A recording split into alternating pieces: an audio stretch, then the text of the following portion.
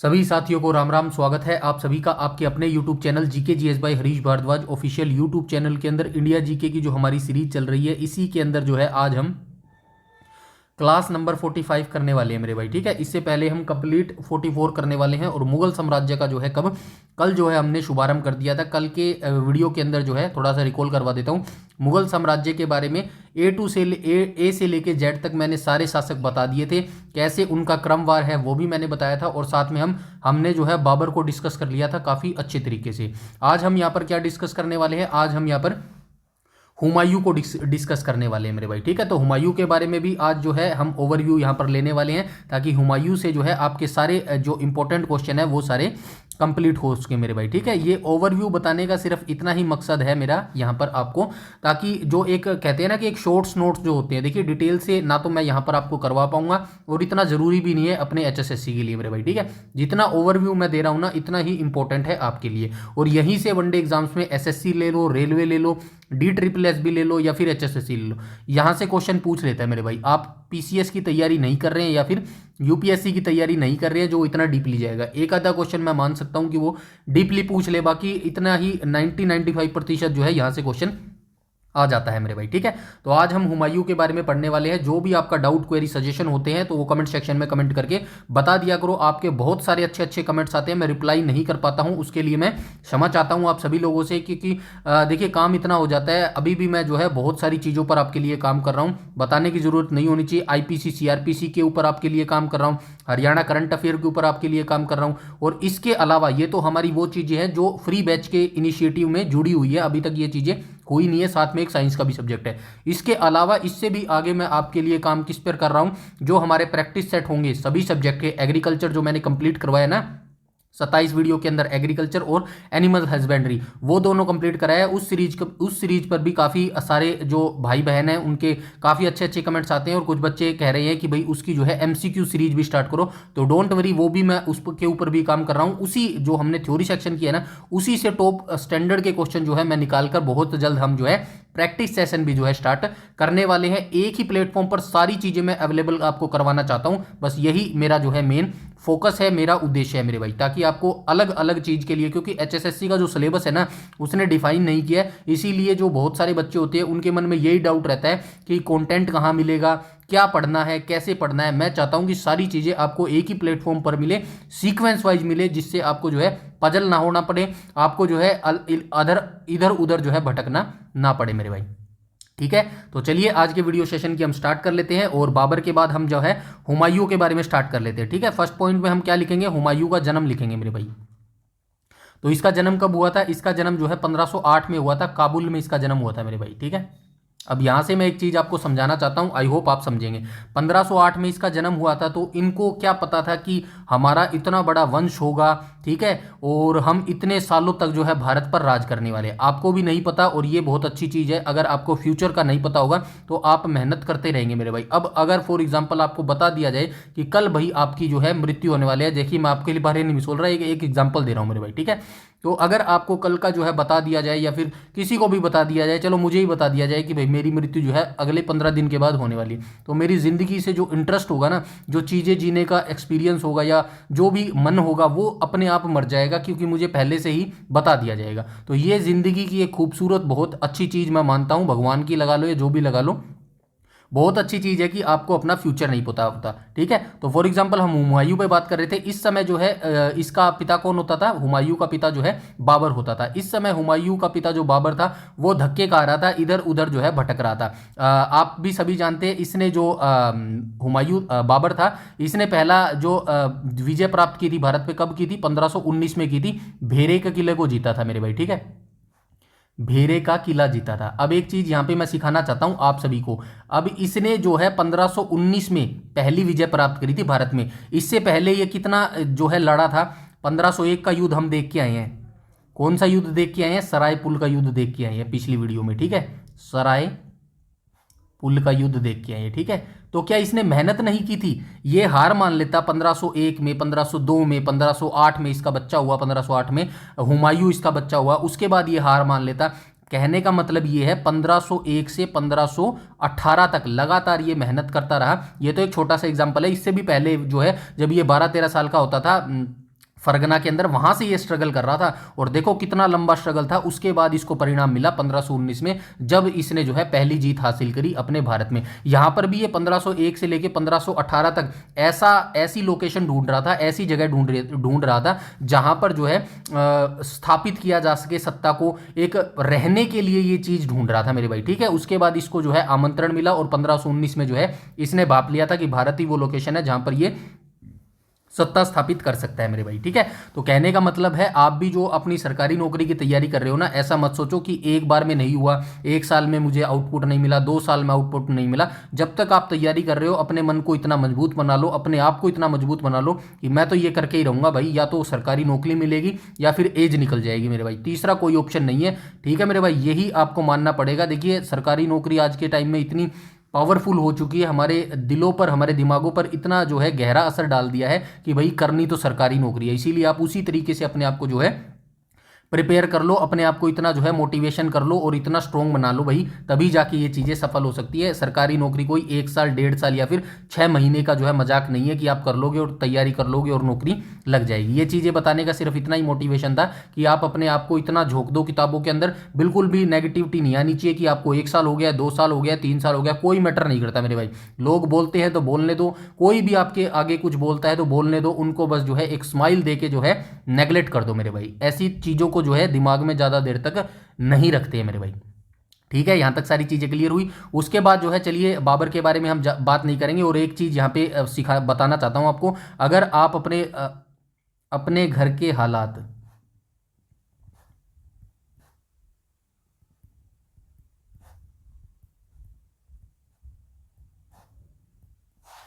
बदलने के लिए अगर आपको चुना गया है, समझ रहे हो इस लाइन का क्या मतलब है? अगर आपने या फिर आपको अपने घर के हालात बदलने के लिए चुना गया ना, तो यकीन मानिएगा आपकी जो ज़िंदगी है ना वो बिल्कुल भी आसान नहीं होने वाली। आपकी लाइफ में आप रोओगे, जी मार कर रोओगे, हर आपकी जो पसंदीदा चीज़ है उसको छोड़ना पड़ेगा, फ्रस्ट्रेट होना पड़ेगा, बोर होना पड़ेगा, सब कुछ होना पड़ेगा, ठीक है। बिल्कुल भी आसान जो है आपकी लाइफ नहीं होने वाली मेरे भाई, ठीक है। तो हाँ, ये हो सकता है अगर आप पूरी ज़िंदगी भर दुख कष्ट झेलेंगे ना, मेहनत करेंगे, उसका फल आगे आप आने वाली जो आपकी पीढ़ियाँ होंगी ना उनको डेफिनेटली मिलेगा। जैसे कि सबसे बड़ा एग्जाम्पल है बाबर ने पूरी ज़िंदगी अपनी इधर उधर भटकता रहा मेरे भाई। कहाँ से लगा था ये? 1501 से लगा था और 1530 तक, मरने तक ये सिर्फ युद्ध ही करता रहा। हम पीछे डिस्कस करते आए हैं, 1526 में इसने पहला युद्ध लड़ा, 1527 में उसने युद्ध लड़ा, 1528 में चंदेरी का युद्ध लड़ा, 1529 में घाघरा का युद्ध लड़ा। क्या करा उसके बाद? जिंदगी जी, आराम से जिंदगी जी, 1530 में मर गया। कुछ भी नहीं किया, सिर्फ युद्ध लड़ता रहा, मेहनत करता रहा, जिसका फल जो है इनकी आने वाली पीढ़ियाँ उठाएंगे। आने वाले 18 शासक उठाते हैं मेरे भाई, 18 शासक उठाते हैं, हुमायूं से लेके औरंगजेब तक, और औरंगजेब से लेके बहादुर शाह जफर 1863 तक जो है ये वंश चलता रहेगा। तो यकीन मानिएगा एक इंसान को, तो घर में से एक इंसान को अपनी ज़िंदगी त्यागनी पड़ेगी, देना पड़ेगा, अगर वो चाहता है कि इन फ्यूचर उनके वंश की भी जो आगे की टाइमलाइन है वो अच्छी लगे मेरे भाई, ठीक है। समझ रहे हो यहाँ तक सारी चीज़ें? अब हम आ जाते हैं, बातें थोड़ी ज़्यादा हो गई है, आई नो वेरी वेल, लेकिन ये चीज़ें आपको बतानी बेहद ज़रूरी थी मेरे भाई, ठीक है। कुछ जो बच्चे होते हैं ना वो इतना जो है प्रेशर ले जाते हैं, उनको समझ नहीं आता क्या करना चाहिए मेरे भाई, ठीक है।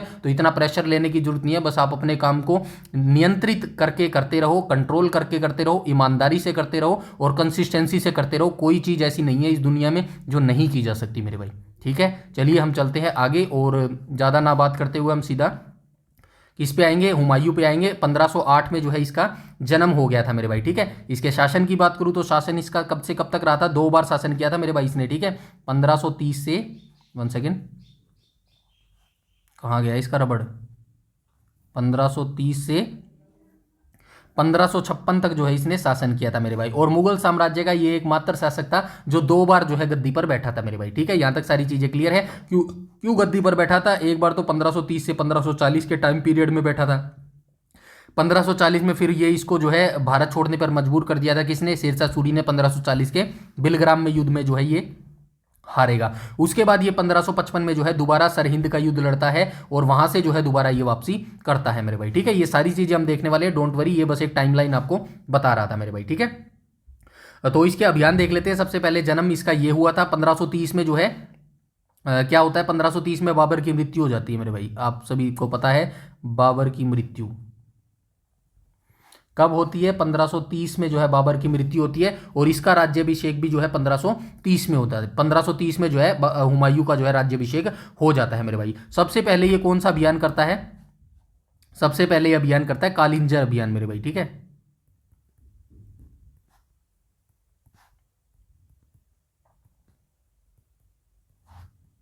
सबसे पहले ये कालिंजर अभियान करता है, कब करता है, 1531 में करता है मेरे भाई, ठीक है।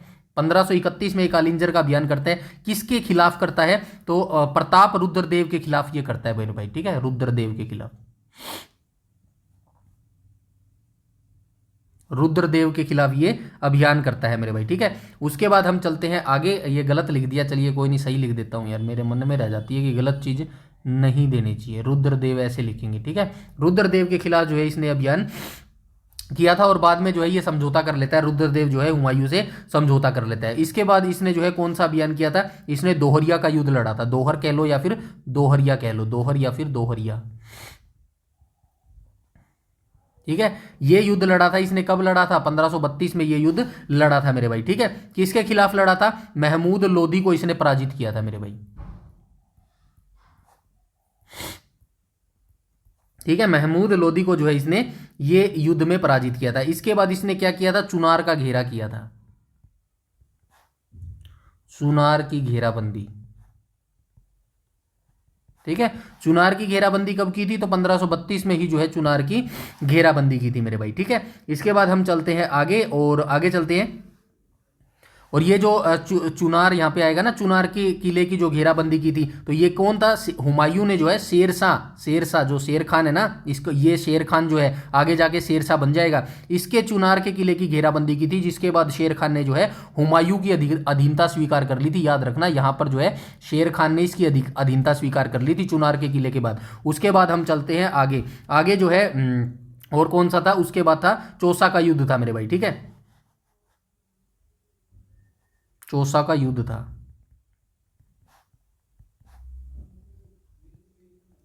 चौसा का युद्ध कब लड़ा गया था, तो ये 1539 में लड़ा गया था मेरे भाई, ठीक है। 1539 में ये युद्ध लड़ा गया था, और हुमायूं के जीवन का सबसे बड़ा ये मोड़ था, क्योंकि जो शेरशाह सूरी था उसने जो है हुमायूं को इस युद्ध में जो है हरा दिया था मेरे भाई, ठीक है। शेरशाह सूरी ने जो है ये युद्ध में हरा दिया था। इसके बाद अंतिम युद्ध होगा कन्नौज का युद्ध, या फिर बिलग्राम का युद्ध भी बोलते हैं इसको, ठीक है। बिलग्राम का जो है युद्ध इसको बोलते हैं। और जो है ये युद्ध कब लड़ा गया था, 1540 में जो है ये युद्ध लड़ा गया था, और जो है ये युद्ध के बाद जो है इसको भारत से बाहर खदेड़ दिया गया था। बाहर से जो है भारत से बाहर भागने पर ये मजबूर हो गया था, और इसने अपनी जान बचाने के लिए जो है समुंदर तो क्या कहोगे, जो है किसी नदी में जो है छलांग लगा दी थी, और वहाँ पर जो है एक भिश्ती था, मतलब कि वो जो मांगने वाले होते हैं, उसने जो है निकाल कर इसकी जान बचाई थी, और इससे जो है खुश हो गया था ये हुमायूं, और इसने कहा था उससे खुश होकर, अगर मैं जो है दोबारा गद्दी पर बैठा ना, तो एक दिन के लिए तुझे जरूर जो है सिंहासन पर मैं बिठाऊंगा। और ये अपना वादा पूरा भी करता है। जब 1555 में ये सरहिंद का युद्ध लड़कर वापस भारत में आता है, तो एक दिन, पता नहीं आधा दिन के लिए जो है इसी भिश्ती को ये सिंहासन पर बिठाता है, और इसी के लिए जो है चमड़े के सिक्के भी जारी करता है मेरे भाई, ठीक है। यहां तक सारी चीजें क्लियर हुई, आगे चलती हैं। अच्छा, यहाँ पे 1533 में ये एक चीज और करता है मेरे भाई, 1533 में क्या करता है, दिल्ली में दीन पन्हा नगर की स्थापना करता है,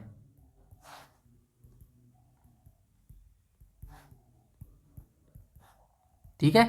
दीनपना नगर की जो है ये स्थापना करता है मेरे भाई, ठीक है। उसके बाद जो है ये 1540 में आप सभी ने देखा, 1540 में जो है इसको भारत से बाहर जो है भागना पड़ा था, और निर्वासन के दौरान जब ये भाग रहा था, तो 1542 में जो है मतलब 1540 में जो है इसने भारत से बाहर चला गया था। उसके निर्वासन के समय ही जो है इसके पुत्र का जो है जन्म हुआ था। हुमायूं का पुत्र कौन था, आगे हम देखेंगे।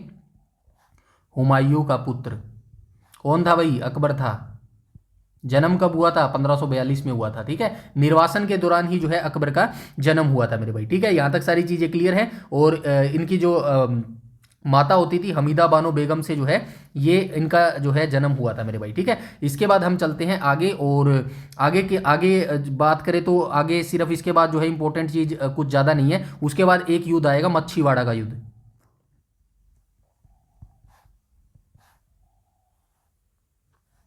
मच्छीवाड़ा का युद्ध, यहां से जो है ये वापसी करना स्टार्ट करता है, ठीक है। मच्छीवाड़ा का युद्ध कब हुआ था? 1555 में जो है ये युद्ध हुआ था, और भारत वापसी के क्रम में जो है हुमायूं ने लुधियाना के पास अफगान सेना थी ना, उसको उसको हराकर जो है पंजाब पर अधिकार कर लिया था मेरे भाई, ठीक है। इसके बाद क्या होता है? इसके बाद इंपॉर्टेंट होता है सरहिंद का युद्ध। ये इंपॉर्टेंट था, ये यहीं से वापसी करता है सरहिंद का युद्ध।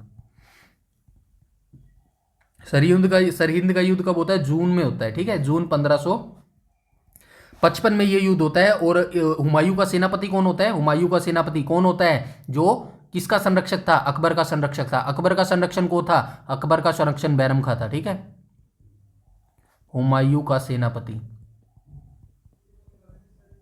कौन था? बैरम खान, बैरम खान। और ये किसका संरक्षक बनेगा अगली कल की वीडियो में? तो ये अकबर का संरक्षक बनेगा, क्योंकि हुमायूं की मृत्यु अभी 1 साल के बाद 1556 में हो जाएगी सीढ़ियों से गिरने से। तो इस खबर को जो है कुछ दिनों तक जो है दबाया जाता है, छुपाया जाता है, ताकि भाई जो जनता है वो विद्रोह ना कर सके, ठीक है। उसके बाद जैसे ही अकबर का जो है सत्ता पर बिठा दिया जाता है, तो उसी टाइम बता दिया जाता है कि भाई जो हुमायूं है वो नहीं रहे मेरे भाई, ठीक है। इतनी सी चीज आपको याद रखनी है। उसके बाद इसका जो है राज्याभिषेक होता है यहाँ पे। राज्याभिषेक इसका जो है कब होता है? 1555 में जो है दिल्ली के सिंहासन पर जो है ये बैठ जाता है, ठीक है। जून में ये युद्ध होता है, जुलाई में ये गद्दी पर बैठ जाता है। जुलाई 1555 में जो है ये गद्दी पर बैठ जाता है। और इसके बाद जो है चित्रकला का आगमन भी होता है भाई इसी के समय में, क्योंकि आगे जाके आप देखेंगे चित्रकला के प्रेमी आएंगे। धीरे धीरे यहीं से जो है चित्रकला मुगल साम्राज्य में आनी स्टार्ट हो जाएगी। इसके जब ये निर्वासन का समय बिता रहा था ना, 1540 से 1555 के बीच के दौरान, तो इस समय जो है इसको जो है दो मिले थे भाई। एक तो मीर सैयद था, मीर सैयद, और दूसरे का नाम क्या था? अब्दुल सम्मद था मेरे भाई, ठीक है। मीर सैयद अली और अब्दुल सम्मद, ये दो जो है चित्रकारों के संपर्क में आया था, जिससे मुगल कला चित्रकला की जो है नींव बड़ी थी। और आगे चल के तो हम जहांगीर के समय में देखेंगे, तो जहांगीर के समय में जो चित्रकारी थी ना, वो अपने प्रकाष्ठ काल के ऊपर थी मेरे भाई, ठीक है। इसको न्याय की जंजीर कहा जाता था, क्या नाम है इसको, जहांगीर को। और जहांगीर जब हम पढ़ेंगे तो उसमें भी देखेंगे कि ये न्याय मतलब चित्रकला का इतना प्रेमी होता था कि इसने जो है न्याय की एक जंजीर लगा रखी थी भाई, कोई भी जो है उसको बजाकर राजा से जो है न्याय की गुहार कर सकता है। तो एक रात को क्या हुआ कि ये सोया हुआ था, और जो है एक औरत आती है, इसके बेल बजाती है। वैसे उसको रोक दिया जाता है भाई, अभी जो है सुल्तान सोए हुए हैं, आप कल आना भाई, ठीक है। लेकिन वो बेचारी परेशान थी, तो उसने जो है बजा देती है, वो बेल बजा देती है। तो इतनी देर में वो जहांगीर ऊपर से महल के अंदर से आ जाता है, और वो देखता है कि भाई बाहर कोई जो है एक दुखियारी औरत खड़ी है। तो वो उसको बुलाता है अंदर, भाई भेजो इसको, क्या दिक्कत है? तो वो कहती है भाई जो है मेरे पति हैं, जो मेरे पति है वो कोई काम वगैरह नहीं करते हैं, बस वो सारा दिन जो है चित्र बनाते रहते हैं। और इससे जो है हम जो घर में मैं हूँ, बच्चे हैं, वो बहुत ही जो है दुख झेल रहे हैं, बड़ी ही दुखदायक जिंदगी झेल रहे हैं।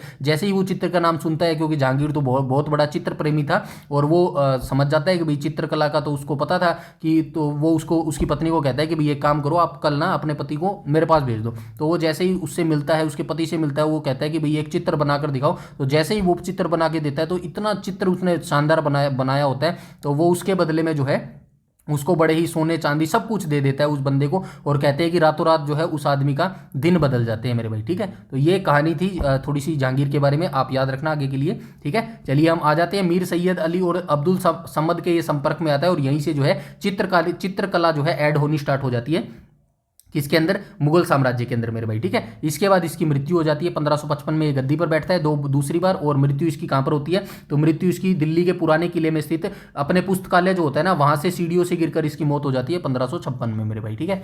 सीढ़ियों से गिरकर जो है इसकी गिरकर सीढ़ियों से गिरकर जो है इसकी मौत हो जाएगी मेरे भाई। ठीक है, यहां तक सारी चीजें क्लियर है। आई होप यहां तक सारी चीजें जो है क्लियर हो गई होगी। ठीक है, यहीं से थोड़ा सा अकबर का शुभारंभ कर देता हूं। 1542 में हमने देखा कि अकबर का जन्म हुआ था और यहीं से जो है 13 वर्ष की आयु में 1556 में, ठीक है, 1556 में जो है पंजाब के कलानौर में जो है 13 वर्ष की आयु में जो है अकबर का राज्याभिषेक हो जाएगा। कल हम जो है अकबर का राज्याभिषेक करेंगे। यहां तक आई थिंक जो है सारी चीजें आपकी क्लियर हो गई होंगी मेरे भाई। ठीक है, हुमायूं के बारे में जितनी डिटेलिंग थी वो मैंने सारी यहाँ पे बता दी है। अब हम चलते हैं सीधा एक एक करके क्वेश्चन को देखना स्टार्ट करते हैं। इन ये जितनी मैंने डिटेल बताई है ना, यकीन मानिएगा इससे बाहर क्वेश्चन आपका नहीं जाएगा मेरे भाई।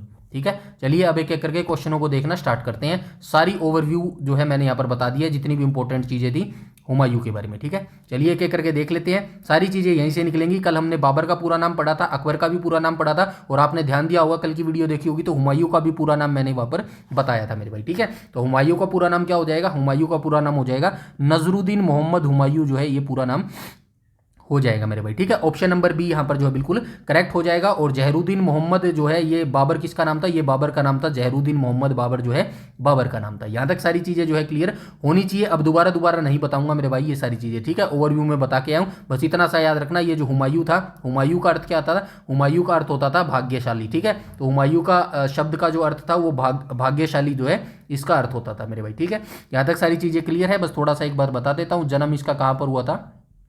1508 में जो है काबुल में इसका जन्म हुआ था। गद्दी पर कब बैठा था? 1530 में जो है ये राज्याभिषेक हुआ था। भारत से कब भागना पड़ा?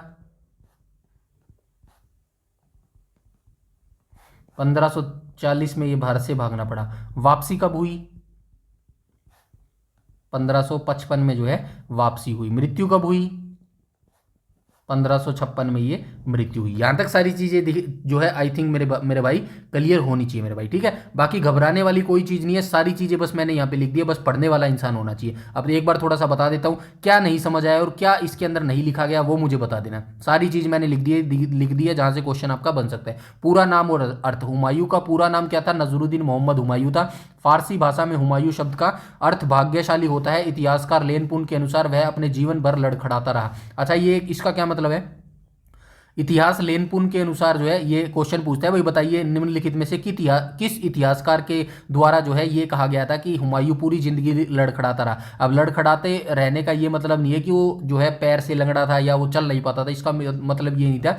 इसका मतलब ये था कि पूरी जिंदगी वो इधर उधर भटकता रहा। आपने देखा होगा 1530 में बाबर की मृत्यु के बाद वो गद्दी पर बैठता है और 1530 से ही जो है 31 से जो है वो युद्ध करना स्टार्ट करता है और 31 से लेकर 40 तक जो है वो युद्ध करता रहता है। 40 के बाद जो है उसको भारत से बाहर भागना पड़ता है क्योंकि शेरशाह सूरी उसको टिकने नहीं देता है। 40 के बाद भी जो है वो 55 तक फिर इधर उधर भटकता रहा। अकबर का जन्म हो जाता है, उसके बाद वो 1555 में दोबारा से वापसी करता है। तो ये जिंदगी जो है उलट पुलट रही उसकी, भागता रहा वो पूरी जिंदगी। इसीलिए उसको जो है लेनपुल ने कहा है उसकी जिंदगी पूरी जिंदगी जो है वो लड़खड़ाता रहा और अंतिम में 1556 में वो मर जाता है मेरे भाई। ठीक है, जन्म और उत्तराधिकारी की बात करूं तो हुमायूं का जन्म 6 मार्च 1508 को काबुल में हुआ था। वह मुगल संस्थापक बाबर का सबसे बड़ा पुत्र था और 1530 में आगरा में उसका राज्याभिषेक हुआ था। ये सारी चीजें पढ़ लेना, काफी इंपॉर्टेंट है। यकीन मानिएगा ऐसे नोट्स आपको नहीं मिलेंगे मेरे भाई।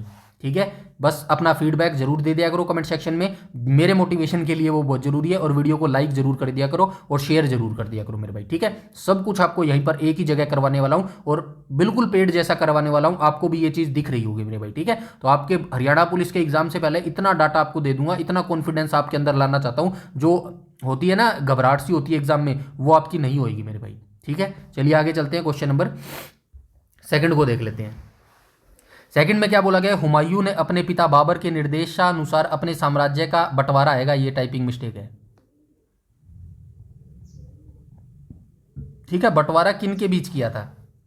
तो इसका जो पिता था ना बाबर था, उसने हुमायूं को कहा था, हुमायूं इसका सबसे बड़ा पुत्र होता था, उसने कहा था कि भाई भाइयों से मेल करके रखियो, भाइयों से लड़ाई मत करियो। कितनी अच्छी शिक्षा देके गया है। देखिए, अच्छा इंसान अच्छा ही होता है, चाहे आप उससे कितनी भी नफरत करो। है ये मुगल साम्राज्य, हम वो बातें नहीं करेंगे यहाँ पे जो मुझे भी अच्छी नहीं लगती। ठीक है, चाहे बुरा इंसान हो या कोई भी हो, अगर उसकी अच्छी चीज आप एडेप्ट कर सकते हैं ना तो बहुत अच्छी बात है मेरे भाई। समझ रहे हो मेरी बात को? तो ये चीज याद रखना। इसके पिता ने कितनी अच्छी बात कही थी कि भाइयों से बंटवारा मत करना, भाइयों के साथ रहना, हमेशा उनके जो है खिलाफ कभी मत जाना, अपने भाइयों के साथ मिलजुल कर शासन करना। और यही उनकी मेन चीज थी जिससे जो है मुगल साम्राज्य 1857 तक खड़ा रहा मेरे भाई।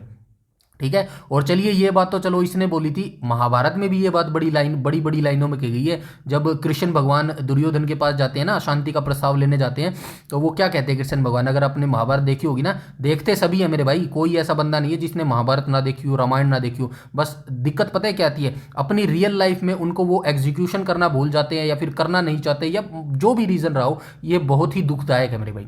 महाभारत में कृष्ण भगवान क्या कहते हैं, जब दुर्योधन के पास जाते हैं, उनको शांति प्रस्ताव लेने जाते हैं, तो वो साफ साफ कहते हैं कि भाई पांडवों से मेल कर लो। जब भाई भाई से मिल बैठेगा ना, तो यकीन मानो भाई, शिवजी का धनुष, काली की गदा और विष्णु का सुदर्शन चक्र भी तुम भाइयों को जो है पछाड़ नहीं पाएगा। जब इतनी बड़ी बात कह दिया, इसके अलावा क्या रह गया बताओ। फिर भी आज के समय में जो है भाई भाई का दुश्मन बना बैठा है मेरे भाई। ठीक है, तो मेरा यही छोटा सा सुझाव है आप सभी को, जो भी ये वीडियो देख रहे हो, अपने आपका चाहे छोटा भाई है या फिर बड़ा भाई है, कि कभी भी अपने भाई से बिगाड़ के मत रखना मेरे भाई, क्योंकि नहीं खुश रह पाओगे मेरे भाई। ठीक है, तो चलिए आगे चलते हैं। अच्छा ये नहीं होगा क्वेश्चन, कोई बात नहीं, चलिए देख लेते हैं। तो अपने पुत्रों के बीच में नहीं, अपने भाइयों के बीच में, ऑप्शन नंबर बी यहाँ पर बिल्कुल करेक्ट हो जाएगा। 4 इसके जो है भाई होते थे मेरे भाई, यानी कि बाबर के 4 पुत्र होते थे। कौन कौन सा होता था, एक तो हुमायूं होता था, दूसरा कौन सा होता था, दूसरा कामरान होता था, कामरान, तीसरा कौन सा होता था, हिंदाल होता था। ठीक है, और कौन सा होता था भाई, और कौन सा रह गया, कामरान, हिंदार, अस्करी रह गया ना, अस्करी। ये 4 भाई होते थे मेरे भाई। ठीक है, इनके इनके इनके साथ जो है शासन का बांट दिया था इसने, हुमायूं ने। ठीक है, यहाँ से आप पढ़ लेना, सारी चीज़ें आपको जो है मिल जाएगी मेरे भाई। ठीक है, ये याद रखना। कामरान मिर्जा जो है कहाँ गया है वो चीज़, अच्छा ये चीज़ याद रखना, कामरान मिर्जा जो है इसे काबुल और गंधार, बाद में पंजाब का क्षेत्र मिला था। अस्करी को इसे संभल का क्षेत्र दिया गया था। हिंदाल इसे मेवात वर्तमान अलवर राजस्थान का क्षेत्र मिला था। और हुमायूं को दिल्ली का मिला था। यहाँ पर लिखा भी होगा हुमायूं, नहीं लिखा, चलिए कोई बात नहीं, हुमायूं को दिल्ली का मिला था। ठीक है, तो ऐसे जो है उसने बंटवारा कर दिया था, अलग अलग क्षेत्र का जो है इसने बंटवारा कर दिया था मेरे भाई। ठीक है, यहाँ तक सारी चीज़ें क्लियर है। इसके बाद हम चलते हैं आगे, क्वेश्चन नंबर 3 को देख लेते हैं। क्वेश्चन नंबर 3 में बोला गया है, हुमायूं ने 1533 ईस्वी में दिल्ली में किस नए नगर की स्थापना की थी। अभी ओवरव्यू में बता के आया हूं, दीन पनाह नगर की स्थापना की थी। कहां पर गया, ऑप्शन नंबर ए इसका जो है बिल्कुल राइट हो जाएगा। कहां पर लोकेशन है, दिल्ली में लोकेशन है। ठीक है, ऑप्शन नंबर ए जो है इसका बिल्कुल राइट हो जाएगा। इसके बारे में थोड़ा सा देख लेते हैं मेरे भाई। ठीक है, कहाँ गया, ये रहा। हुमायूं ने 1533 ईस्वी में दिल्ली में यमुना नदी के तट पर एक विशाल नगर की नींव रखी थी, जिसका नाम उसने दीनपना रखा था। फारसी में इसका अर्थ जो है धर्म का शरण स्थल जो है होता है। स्थापना का उद्देश्य की बात करूं तो हुमायूं का उद्देश्य इस नगर को विद्वानों और पवित्र लोगों के लिए एक सुरक्षित केंद्र बनाना था।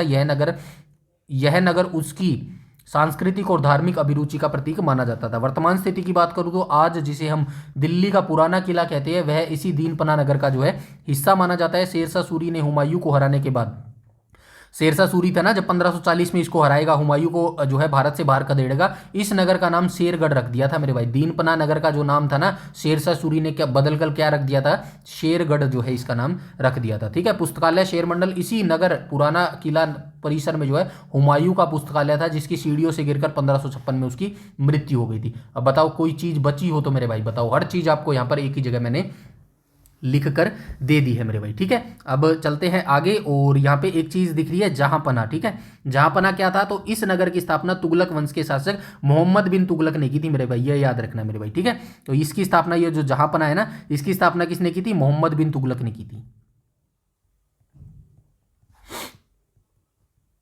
अच्छा, मोहम्मद बिन तुगलक। ठीक है, और तुगलकाबाद की स्थापना बताने की जरूरत नहीं है, मोहम्मद बिन तुगलक आएगा ना, तुगलकाबाद बताने की जरूरत नहीं है। जब हमने दिल्ली सल्तनत पढ़ा था, वहां चीख चीख कर मैं बता के आया हूं किसने स्थापना की थी, तुगलकाबाद की। क्वेश्चन नंबर 4 पर चलते हैं। अच्छा, एक क्वेश्चन मुझे बताना कमेंट सेक्शन में, सीरी का किला किसने बनवाया था, ये बताओ फटाफट। सीरी का किला का निर्माण किसने करवाया, ये बताओ फटाफट। ठीक है, किसने करवाया, प्रश्न, ये प्रश्न मैंने करवाया है, दिल्ली सल्तनत का ये प्रश्न है मेरे भाई। ठीक है, चलिए क्वेश्चन नंबर 4 को देख लेते हैं। 4 में क्या बोला गया है, 4 के अंदर बोला गया 1539 में चौसा का युद्ध हुमायूं और किसके बीच लड़ा गया था। तो आपको याद रखना है, 1539 में डायरेक्ट क्वेश्चन पूछता है, 2 तरीके से क्वेश्चन पूछता है, या तो डायरेक्ट पूछ लेगा चौसा का युद्ध कब लड़ा गया, आप बताएंगे 1539 में चौसा का युद्ध लड़ा गया, या फिर ये पूछ लेगा 1539 में चौसा का युद्ध जो है किन किन के मध्य में लड़ा गया।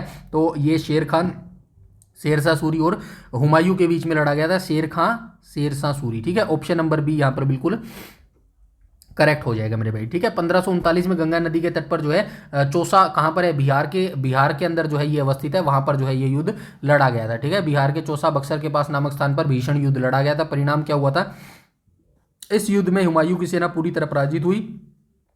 हुमायूं ने अपनी जान बचाने के लिए घोड़े सहित गंगा नदी में छलांग लगा दी, जहां पर एक भिश्ती निजाम ने उसकी जो है जान बचाई थी मेरे भाई। ठीक है, और उसके बाद यहाँ पे देख लेना, उपाधि धारण करना। इस विजय के बाद शेर खान ने औपचारिक रूप से शेरशाह की जो है उपाधि धारण कर ली थी, अपने नाम के सिक्के चलवाए थे तथा खुतबा पढ़वाया था मेरे भाई। ठीक है, इसके बाद हम चलते हैं आगे भाई, क्वेश्चन नंबर 5 को देख लेते हैं। 5 में क्या बोला गया, किस युद्ध में हारने के बाद हुमायूं को भारत छोड़कर ईरान फारस भागना पड़ा। तो आप सभी जानते हैं 1540 का ये युद्ध था, जिसको कन्नौज या फिर बिलग्राम का युद्ध बोला जाता है मेरे भाई। ठीक है, इस युद्ध में जो है निर्णायक हरा दिया था किसने, शेरशाह सूरी ने हुमायूं को हरा दिया था, और यहाँ से जो है फिर इसको भारत से बाहर जाना पड़ा, और यहीं से निर्वासन के बाद 1542 में जो है अकबर का जन्म होता है। ठीक है, वो चीज़ मैं आपको बता चुका हूँ। सरहिंद का युद्ध कब हुआ था, तो बता चुका हूँ। सरहिंद का युद्ध कब हुआ था, 1555 में हुआ था मेरे भाई। ठीक है, 1555 में जो है ये युद्ध हुआ था मेरे भाई। ठीक है, और पंजाब पर जो है इसने अधिकार कर लिया था। मच्छीवाड़ा का युद्ध कब हुआ था, मच्छीवाड़ा का युद्ध भी 1555 में हुआ था मेरे भाई। ठीक है, ये भी जो है पहला युद्ध था वापसी के दौरान मेरे भाई। ठीक है, उसके बाद हम चलते हैं आगे, और चौसा का युद्ध तो आप सभी को पता है, 1539 में ये चौसा का युद्ध लड़ा गया था। ये युद्ध से डायरेक्ट क्वेश्चन पूछते हैं, इनको जरूर याद रखना। चौसा का युद्ध कब लड़ा गया, कन्नौज या बिलग्राम का युद्ध कब लड़ा गया, सरहिंद का युद्ध कब लड़ा गया, मच्छीवाड़ा का युद्ध कब लड़ा गया मेरे भाई। ठीक है, इसके बाद हम चलते हैं आगे। ये पूरी डिटेल आपको पढ़नी है मेरे भाई। ठीक है, पूरी डिटेल आपको पढ़नी है। ये यकीन मानिएगा, ये अगर कोई बच्चा यहाँ से पढ़ लेगा ना, तो यकीन मानिएगा एसएससी रेलवे जैसी चीज़ें आपकी यहाँ पर क्लियर हो जाएंगी मेरे भाई। जो एसएससी रेलवे के लिए जीके आती है ना, वो भी आपकी यहाँ से कवर हो जाएगी, अगर कोई दिल से पढ़ना चाहेगा तो। चलिए आगे चलते हैं, क्वेश्चन नंबर 6 को देख लेते हैं। 6 में क्या बोला गया, निर्वासन के दौरान हुमायूं ने हमीदा बानो बेगम से निकाह किया था, और अकबर इन्हीं के पुत्र थे, जो 1542 में जन्म लेगा मेरे भाई। ठीक है, आगे चलकर किसका जन्म हुआ, तो आगे चलकर जो है किसका जन्म होता है, अकबर का जन्म होता है मेरे भाई। ठीक है, तो यहाँ पर जो है ये अकबर का जन्म होता है। इसकी व्याख्या यहाँ से देख लेते हैं। 1540 ईस्वी में कन्नौज बिलग्राम के युद्ध में शेरशाह सूरी से बुरी तरह हारने के बाद जो है हुमायूं को भारत छोड़कर बाहर भागना पड़ा। इसी निर्वासन के दौरान हुमायूं ने अगस्त 1541 को अपने भाई हिंदाल के आध्यात्मिक गुरु मीर बाबा दोस्त उर्फ मीर अली अकबर जामी की पुत्री हमीदा बानो बेगम से निकाह किया था। अकबर का जन्म हमीदा बानो बेगम के गर्भ से 15 अक्टूबर 1542 को सिंध के अमरकोट वर्तमान पाकिस्तान के हिंदू राजा वीरसाल के महल में महान मुगल सम्राट अकबर जलालुद्दीन मोहम्मद अकबर का जन्म हुआ था। डोंट वरी, ये सारी चीज़ें हम कल के वीडियो में देखने वाले हैं, जहां पर हम कल के वीडियो में नहीं, कल के वीडियो में तो हम शेरशाह डिस्कस करेंगे। उससे नेक्स्ट डे हम अकबर के बारे में डिटेल से जानेंगे, क्योंकि अकबर का काल जो है सर्वाधिक इंपॉर्टेंट काल है। पूरे मुगल साम्राज्य का जो इंपॉर्टेंट है वो अकबर को ही माना जाता है, इसीलिए अकबर को और थोड़ा डिटेल से देखेंगे मेरे भाई। ठीक है, तो यहाँ से उपाधि देख लेना, और पुनः प्राप्ति आपने देख लिया मेरे भाई। ठीक है, इसके बाद हम चलते हैं आगे, प्रश्न नंबर 7 को देख लेते हैं। प्रश्न नंबर 7 में क्या बोला गया, 1555 ईस्वी में हुमायूं ने किस युद्ध में सिकंदर सूरी को हराकर दोबारा दिल्ली की सत्ता प्राप्त की थी। तो 1555 में आप सभी जानते हैं 2 युद्ध लड़े गए थे मेरे भाई। ठीक है, सबसे पहले आपको यहीं से पता लग जाएगा कि भाई हल्दी घाटी का युद्ध कब लड़ा गया था, 1576 में ये युद्ध लड़ा गया था मेरे भाई। ठीक है, किस किस के बीच में युद्ध लड़ा गया था, तो हुमायूं के पुत्र अकबर और महाराणा प्रताप के बीच में ये युद्ध लड़ा गया था मेरे भाई। अकबर वर्सेज इसके बीच में महाराणा प्रताप, क्योंकि 1556 में तो वो मर जाएगा ना, कौन मर जाएगा, हुमायूं मर जाएगा। 1556 के बाद जो है गद्दी पर कौन बैठेगा, 1556 के बाद गद्दी पर बैठेगा मेरे भाई अकबर बैठेगा। ठीक है, और 1562 से लेके 1582 तक बहुत सारे काम करवाएगा, इंपॉर्टेंट काम कराएगा अकबर, वो अकबर की वीडियो में हम देखेंगे। पानीपत का युद्ध कब होता है, पहला युद्ध होता है भाई जो है 1526 में पहला युद्ध लड़ा जाता है मेरे भाई। ठीक है, खानवा का युद्ध कब होता है, अभी बाबर को देख के आए, 1527 में खानवा का युद्ध लड़ा गया। अब बच गया ऑप्शन नंबर ए, तो ऑप्शन नंबर ए बिल्कुल राइट हो जाएगा। सरहिंद का युद्ध जो है कब लड़ा गया था, तो सरहिंद का युद्ध जो है 1555 ईस्वी में लड़ा गया था। ठीक है, जून 1555 में जो है ये युद्ध लड़ा गया था मेरे भाई, और यहीं से जो है दोबारा ये गद्दी पर बैठता है। जुलाई में जो है अपना राज्याभिषेक, अगले महीने ही जो है ये अपना राज्याभिषेक करवा सकता है। मात्र 1 साल जिंदा रहता है, और अगले 1556 में जो है ये मर जाएगा मेरे भाई। ठीक है, उसके बाद हम चलते हैं आगे, और इसकी सेना का इस समय मुख्य सेनापति कौन होता था, सरहिंद के युद्ध में बैरम खान होता था मेरे भाई। ठीक है, तो आगे चलते हैं, क्वेश्चन नंबर 8 को देख लेते हैं। ये सारा पढ़ लेना यहाँ पे जो डिटेल से दिया गया है, ठीक है। उसके बाद चलते हैं आगे, प्रश्न नंबर 8 को देख लेते हैं। हुमायूं नामा की रचना किसने की थी, जिसमें हुमायूं के जीवन का विवरण मिलता है। तो हुमायूं नामा की रचना किसने की थी, तो आप सभी जानते हैं गुलबदन बेगम, हुमायूं की बहन और बाबर की पुत्री होती थी ये मेरे भाई, ठीक है। गुलबदन बेगम, ऑप्शन नंबर बी यहाँ पर बिल्कुल करेक्ट हो जाएगा मेरे भाई, ठीक है। तो गुलबदन बेगम कौन होती थी, तो गुलबदन बेगम जो है हुमायूं की बहन होती थी मेरे भाई, ठीक है। आइए यहाँ से देख लेते हैं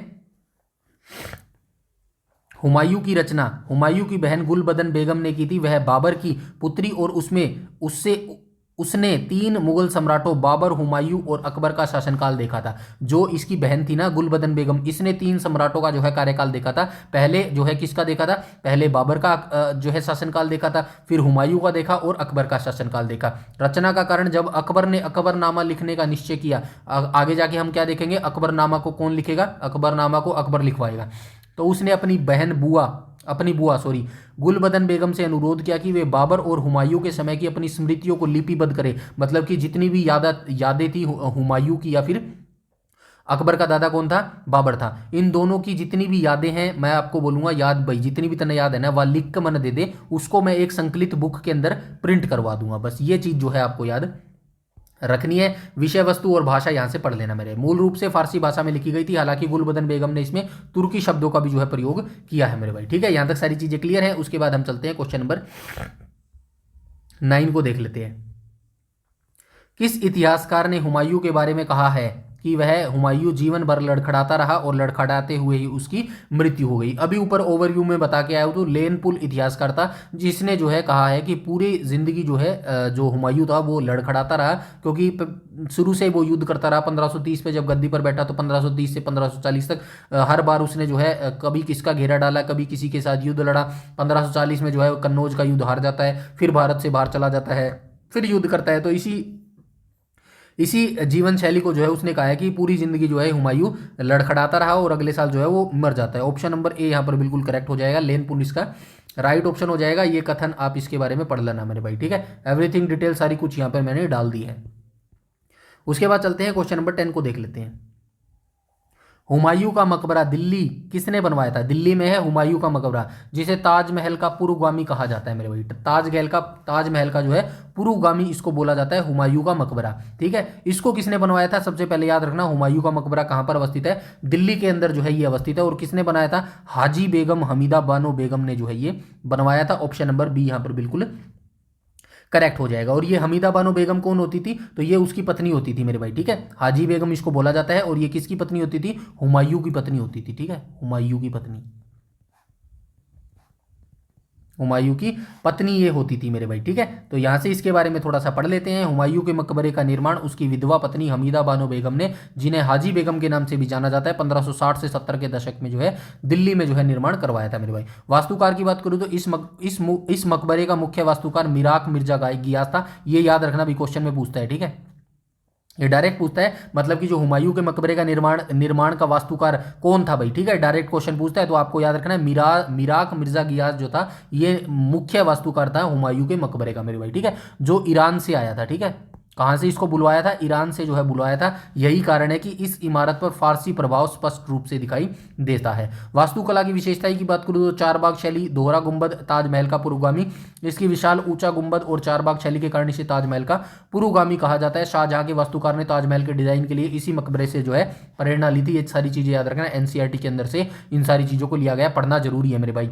जब तक ये चीजें नहीं पढ़ोगे ना, अब कहीं से यहाँ से क्वेश्चन उठा के दे देगा, कर लोगे आप, नहीं कर पाओगे, क्योंकि जो आप टॉप 200 टॉप 500 अभी देखेंगे ना, जब पीएमटीपीएसटी अभी स्टार्ट हो रहा है 15 अप्रैल से, उसके बाद देखना यूट्यूब पर लाइन लग जाएगी टॉप 50 क्वेश्चन, टॉप 100 क्वेश्चन, उसमें से वो क्वेश्चन, ये क्वेश्चन आपको लाइन बाय लाइन आपको नहीं मिलेंगे, मैं लिख कर दे सकता हूं मेरे भाई। ये चीज़ आपको तभी मिलेगी जब आप आराम से बैठोगे किताबों के सामने, ऐसी डिटेल से पीडीएफ पढ़ोगे, तभी ये चीज़ें क्लियर होंगी मेरे भाई, ठीक है। चलिए आगे चलते हैं। वो तो पॉलिश वाला काम करेगा, जो यूट्यूब पर अंत में जो आप वीडियो देखेंगे ना, वो तो मैं भी आपको दे दूंगा, डोंट वरी। दुनिया जहान के आपको क्वेश्चन दे दूंगा मैं आपके एग्जाम से पहले, जो प्रैक्टिस सेट चलेंगे, देख लूंगा कितने आप कर लोगे वहाँ पे, ठीक है, तो ये चीज़ आप याद रखना, असली तैयारी यही होती है, डिटेल से किताब से डिटेल पीडीएफ पढ़ना मेरे भाई। जब तक इन लाइनों को आप नहीं पढ़ोगे ना, आपका मुगल साम्राज्य क्या कोई भी साम्राज्य किसी वंश के बारे में पढ़ लेना, आपको यही लगेगा कि यार पढ़ता तो हूँ लेकिन याद नहीं रहता। रिवाइज नहीं करोगे तो याद नहीं रहेगा, डिटेल से नहीं पढ़ोगे तो याद नहीं रहेगा, ये सारी चीज़ें हैं। ठीक है, इसके बाद चलते हैं क्वेश्चन नंबर 11 पर। हुमायूं के शासनकाल में कौन सा ईरानी चित्रकार भारत आया था? तो हुमायूं के शासनकाल में कौन सा ईरानी चित्रकार, मैंने आपको बताया था भाई, ये दो के संपर्क में आया था। जब भारत से बाहर चला गया था ना 1540 में, तो दो व्यक्तियों के संपर्क में आया था, मीर सैयद अली और अब्दुल सम्मद के संपर्क में जो है ये आया था मेरे भाई। ठीक है, जिसने मुगल चित्रकला की जो है नींव रखी थी मेरे भाई। ठीक है, तो यहाँ से आप पढ़ लेना, मुगल चित्रकला की शुरुआत आपसे पढ़ लेना। यद्यपि मुगल चित्रकला की नींव बाबर के समय पड़ गई थी, लेकिन इसे व्यवस्थित रूप से हुमायूं के काल में मिला। अपने ईरान प्रवास निर्वासन के दौरान हुमायूं की मुलाकात वहां के प्रसिद्ध चित्रकारों से हुई थी। चित्रकारों का आगमन जब हुमायूं 1555 ईस्वी में दोबारा दिल्ली की सत्ता प्राप्त करने भारत आया, तो वह अपने साथ फारस के दो महान चित्रकारों को मीर सैयद अली और ख्वाजा अब्दुल समद को जो है साथ लेकर आया था। महत्व, इन दोनों चित्रकारों ने ही मुगल चित्रकला की स्वतंत्र शैली की नींव रखी। इन्हीं के निर्देशन में प्रसिद्ध चित्रकथा दास्तान ए अमीर हमजा नामा।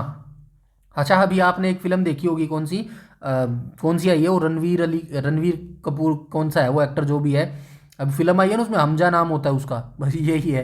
ठीक है ना, ये याद रखना का चित्रण कार्य शुरू किया था, जिसमें लगभग 1200 चित्र थे मेरे भाई। ठीक है, तो एक कंप्लीट बुकलेट इसने तैयार कर दी थी चित्रों का मेरे भाई। ठीक है, जिसके अंदर चित्र बनाने की शैली, चित्र कैसे बनाया जाता है, कैसे अक्षर बनाया जाता है, तो जिसमें 1200 चित्र थे मेरे भाई। एक विस्तृत जो है इन्होंने अंकन तैयार कर दिया था मेरे भाई। ठीक है, अकबर का योगदान, आगे आप चलेंगे अकबर देखेंगे। अब्दुल समद को अकबर ने बाद में अपनी टकसाल का अधिकारी बनाया और उन्हें शीरी कलम की उपाधि से शीरी कलम की उपाधि दी थी मेरे भाई। ठीक है, अब्दुल समद को जो है इन्होंने, ये डायरेक्ट क्वेश्चन पूछता है, बताइए अकबर ने जो है शीरी कलम की उपाधि से किसको नवाजा था? तो याद रखना, अब्दुल समद को जो है नवाजा था मेरे भाई। ठीक है, आगे चलते हैं, क्वेश्चन नंबर 12 को देख लेते हैं। क्वेश्चन नंबर 12 में बोला गया, हुमायूं को किस विषय में गहरी रुचि थी और वह ज्योतिष के अनुसार 7 दिन 7 रंग के कपड़े पहनता था? तो भाई हुमायूं को किस विषय में गहरी रुचि होती थी? खगोल शास्त्र और ज्योतिष में होती थी। ऑप्शन नंबर बी यहाँ पर बिल्कुल करेक्ट हो जाता था, करेक्ट हो जाएगा। ठीक है, हफ्ते के 7 दिन जो है अलग अलग कपड़े पहनता था मेरे भाई। ठीक है, इसमें ज़्यादा बताने की जरूरत नहीं है, ये यहाँ से आप पढ़ लेना मेरे भाई। ठीक है, ये देखो, रविवार सूर्य का दिन होने के कारण वह पीले वस्त्र पहनता था। शनिवार काले रंग के वस्त्र, क्यों भाई? शनिवार शनि का दिन है, शनि भगवान काले कपड़े हैं, इस तरीके से थोड़ा सा ज्योतिष विद्या में मानता था मेरे भाई। ठीक है, आगे चलते हैं, क्वेश्चन नंबर 13 को देख लेते हैं। चौसा के युद्ध में हुमायूं की जान बचाने वाले भिश्ती को उसने आधे दिन के लिए सुल्तान बनाया। उस भिश्ती ने क्या जारी किया था? उस भिश्ती ने क्या जारी किया था? तो ये देखो, सोने के सिक्के, चमड़े के सिक्के, ऑप्शन नंबर बी यहाँ पर आ जाएगा। तो उस भिश्ती ने क्या किया था? चमड़े के सिक्के जारी किए थे। जब ये युद्ध में हार गया था 1539 में, तो उस समय जो है ये अपनी जान बचाने के लिए जो है नदी के अंदर कूद गया था और जो है इसकी जान बताई थी, इस भिश्ती ने जान बचाई थी। और जान बचाने के खुशी में जो है इसने कहा था हुमायूं ने कि अगर मैं दोबारा गद्दी पर बैठा तो भाई तुझे भी आधे दिन के लिए गद्दी पर बिठा दूंगा। और उस समय जब ये आधे दिन की गद्दी पर बैठा था भिश्ती, तो इसने चमड़े के सिक्के जारी कर दिए थे मेरे भाई। ठीक है, यहाँ तक सारी चीज़ें क्लियर है, ये पढ़ लेना, ऐतिहासिक घटना सारी मैंने यहाँ पे लिख दी है मेरे भाई। उसके बाद चलते हैं, क्वेश्चन नंबर 14 को देख लेते हैं। हुमायूं ने गुजरात के किस शासक के विरुद्ध अभियान किया था? तो बहादुर शाह के खिलाफ इसने अभियान किया था। ऑप्शन नंबर ए यहाँ पर बिल्कुल करेक्ट हो जाएगा मेरे भाई। ठीक है, यहाँ से आप पढ़ लेना पूरा डिटेल से, मैं नहीं पढ़ के बताऊंगा, आपके लिए पढ़ने के लिए यहाँ पे मैंने सारी चीजें जो है लिख दी है मेरे भाई। ठीक है,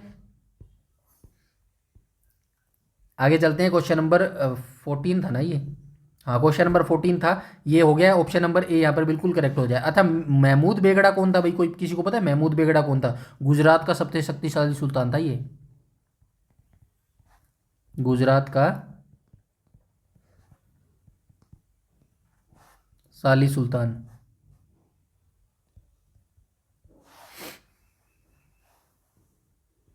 चलिए आगे चलते हैं, क्वेश्चन नंबर 15 आज का लास्ट क्वेश्चन देख लेते हैं भाई। इसमें क्या लिखा गया है? हुमायूं की मृत्यु कब और कैसे हुई? युद्ध के मैदान में 1556 में मारा गया? नहीं। पुस्तकालय शेर मंडल की सीढ़ियों से गिरकर जनवरी 1556, बिल्कुल सही, ऑप्शन नंबर बी यहाँ पर जो है बिल्कुल करेक्ट हो जाएगा मेरे भाई। यहाँ पे लिखा गया है मुख्य मृत्यु की तिथि और स्थान। हुमायूं की मृत्यु 24 जनवरी 1556 को दिल्ली में स्थित उनके नवनिर्मित नगर दीनपना के शेर मंडल नामक भवन में हुई थी। घटना का विवरण, शेर मंडल का उपयोग हुमायूं अपने पुस्तकालय और वेदशाला के रूप में करता था। शाम के समय जब वह पुस्तकालय की दूसरी मंजिल की सीढ़ियों से नीचे उतर रहा था, तभी अजान की आवाज़ सुनकर वह घुटनों के बल झुकने की कोशिश करने लगा और इसी दौरान उसका पैर उसके लंबे चोगे में फंस गया और वह संतुलन बिगड़ने के कारण सीढ़ियों से जो है लुढ़क कर मर गया। यहाँ से जो है इतिहास का मत द लेन पुल ने टिप्पणी की थी कि पूरी जिंदगी लड़खड़ाता रहा, ये हम पढ़ चुके हैं। गोपनीयता ये मैं आपको बता चुका हूँ। हुमायूं की मृत्यु की खबर को लगभग 17 दिनों तक गुप्त रखा गया था ताकि अकबर जो उस समय पंजाब का कलानौर में था उत्तराधिकारी को सुरक्षित किया जा सके और साम्राज्य में विद्रोह ना हो सके। तो यहीं से हम जो है अकबर को स्टार्ट करेंगे, लेकिन कल जो है हम शेरशाह सूरी को जरूर देखेंगे मेरे भाई, ठीक है। तो आज की वीडियो यहीं पर समाप्त होती है। सारी चीजें मैंने देखो यहाँ पर लिख के दे दी हैं, बिल्कुल आसान भाषा में यहाँ पर सारा लिखा है आपको। यहाँ से बार हुमायूं के बारे में मुझे नहीं लगता क्वेश्चन जाएगा इतना डिटेलिंग से करवाने के करवाने के बाद मेरे भाई, ठीक है। तो वीडियो को बस लाइक कर दिया करो और वीडियो को शेयर कर दिया करो जो आप नहीं करते हो। चलिए कोई बात नहीं, आपको अच्छी नहीं लगती होगी तो आप नहीं करते होगे भाई, सिंपल सी चीज़ है, ठीक है। बाकी पीडीएफ भाई आपको चाहिए तो आप जो है टेलीग्राम चैनल ज्वाइन कर लेना, जिसका लिंक इसी वीडियो के डिस्क्रिप्शन में आपको मिल जाएगा। कोई भी डाउट क्वेरी सजेशन हो किसी के चीज़ के रिगार्डिंग, जितना मेरे एंड से हो पाएगा, जितना मैं आपकी प्रॉब्लम सोल्व कर पाऊंगा, मेरे लिए खुशी की बात है। आप जरूर कमेंट सेक्शन में बताया करो आपकी प्रॉब्लम क्या है मेरे भाई, ठीक है। कंटेंट से रिलेटेड है, किसी भी तरीके से रिलेटेड है, आप शेयर किया करो मेरे भाई, ठीक है। बहुत सारी ऐसी चीज़ें होती हैं जो हम डाउट में रहते हैं, यार किससे बात करें, कोई समझेगा नहीं, ऐसे ऐसे वगैरह वगैरह। तो डोंट वरी, मेरे से आप शेयर कर सकते हो किसी भी तरीके से, कोई दिक्कत वाली बात नहीं है मेरे भाई, ठीक है। तो आज की वीडियो में इतना ही रखते हैं, मिलते हैं कल वाली वीडियो में और शेरशाह सूरी को हम डिस्कस करेंगे। अपनी तैयारी अच्छे से करते रहो, लगातार तैयारी करते रहो। बहुत जल्द आपकी पीएमटी पीएचटी की जो है डेट आ जाएगी, किसका किस दिन होने वाला है मेरे भाई, ठीक है। तो अपनी तैयारी में जी जान लगा दो, यकीन मानो ये वही दिन है जो सिलेक्शन ले जाएगा, आगे वाली जिंदगी उसकी इतनी ही आसान हो जाएगी मेरे भाई। तो चलिए मिलते हैं नेक्स्ट वीडियो में, आज के लिए इतना ही, धन्यवाद।